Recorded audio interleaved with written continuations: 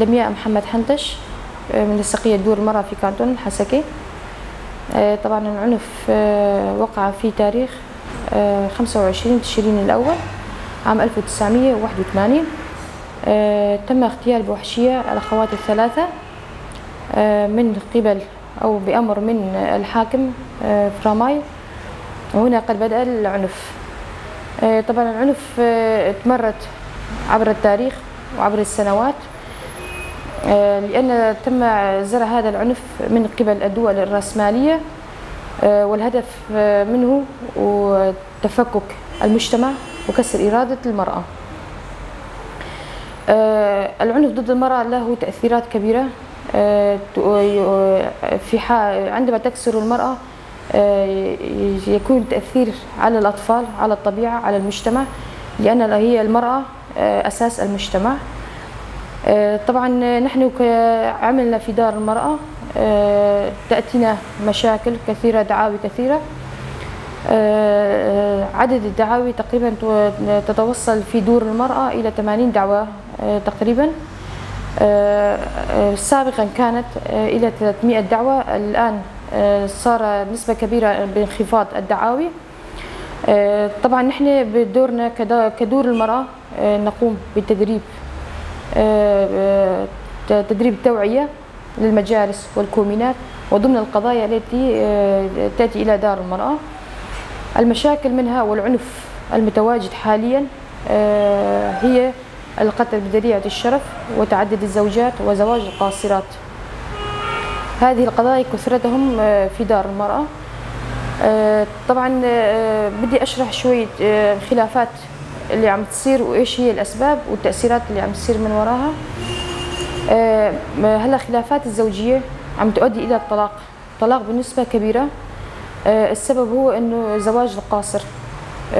اليوم الزلمة بده يختار شريكة حياته تكون بعمر 15 أو 16 سنة، قاصر، يختارها كشريكة حياة. طبعا هي الطفلة كمان يوم تقبل بهالزواج تقبل انه بدها تلبس فستان ابيض، راح تكون ملكة العالم، راح تكون كل شيء بين ايديها، حلم، يعني مثل ما تقولي انه الشيء اللي يطلع بالافلام او بالتلفزيونات، انه حلمها راح تكون ملكة الدنيا كلياتها. بعد ما تتزوج تنصدم انه ما كان هذا الحلم اني انا كنت احلم فيها. بفترة يصير عندها طفل. الطفلة شلون بدها تربي طفل إذا ما في العقل لا اكتمل ولا الفكر اكتمل ولا الجسد اكتمل؟ طبعا هون ما راح تقدر تتحمل مسؤولية الزواج، والزواج هو مسؤولية بذات نفسه. بقى هون الزلمة راح يصير يعاتبه انه انا جبتك كزوجي، انا جبتك كأم، انا جبتك لهالشيء ولهالشيء ولهالشيء. هي طبعا طفلة ما راح تستوعب هالشغلات. هون يؤدي للطلاق، بده يصير الطلاق. طبعا هون مين بده يروح الضحية؟ هو الأطفال والأم بدها تروح الضحية. طبعا مشان موضوع تعدد الزوجات، هلا كثير من الرجال يجون يقولون نحن بالشرع حللنا هو الأربعة، بس هون كمان في نبهونا انه فلن تعدلوا فواحدة، لأنه بحياته حدا ما عدل لحتى نحن بهالوقتنا الحالي حاليا بده يعدل. الزلمة إذا صار عنده شوية مصاري أو ماديته تحسنت فورا بده يتزوج من الثانية. يقول انه برضا من زوجتي. ما في مرأة تقبل على حالة تصير عندها شريكة مع زوجها، هذا الشيء مستحيل. طبعا بده يضغط عليها، يا اما بدي اطلقك يا اما تروحي قدام دار المرأة، او اذا صارت عليه شكوى رح تشهدي انه انت موافقة بهالشيء. طبعا هون قلنا انه ما في عدل بالاهتمام، بالعاطفة، بالمادة، بكل شيء رح ما يكون في عدل. طبعا هون بده يصير من احد الزوجات غيره، بده يوصل للحقد، يوصل للكراهيه، بدها تبلش مشاكل انه ليش حقي انا ما تعطيني وليش تعطي حق الثانيه، او كذلك العكس. هلا انه احيانا يصير زواج ثاني يرجعوا للاولى كمان، مو شرط انه يكونوا مع الثانيه على طول، لا. بقى هون بده يصير مشاكل كثيره. الزلمه ما راح يتحمل مسؤوليه، بالاساس ما متحمل مسؤوليه انه يتزوج زواج ثاني، راح يطلق احد الزوجات، راح يكون هي كمان الضحيه، المراه هي الضحيه، الاطفال اللي ولدتهم راح يكونوا الضحايا.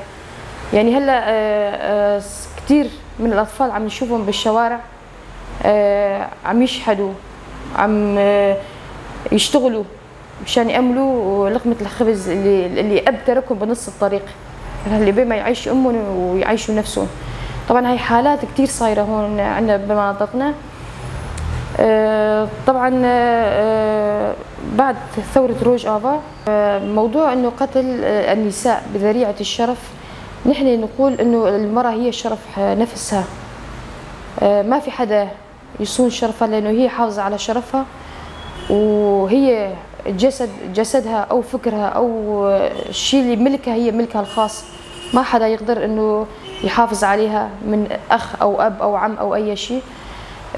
طبعا بثورة روج آفا بدأت، نحن نقول تحررت المرأة، ما نقول كاملة بس قسم كبير كمان أخذت حقها في مجال السياسي، في مجال العسكري، في مجال المؤسسات المدنية، صارت تدافع عن حقها. هون العنف، نحن الشيء اللي ذكرناها كله عنف، يعني الأسباب اللي ذكرناها والقضايا اللي ذكرناها هو عنف ضد المجتمع مثل ما قلنا، وتفكيك مجتمعي، لانه بالسابق قلنا انه هي الدول الرأسمالية زرعت هالشيء بفكر الرجال مشان ما ينبنى مجتمع ديمقراطي.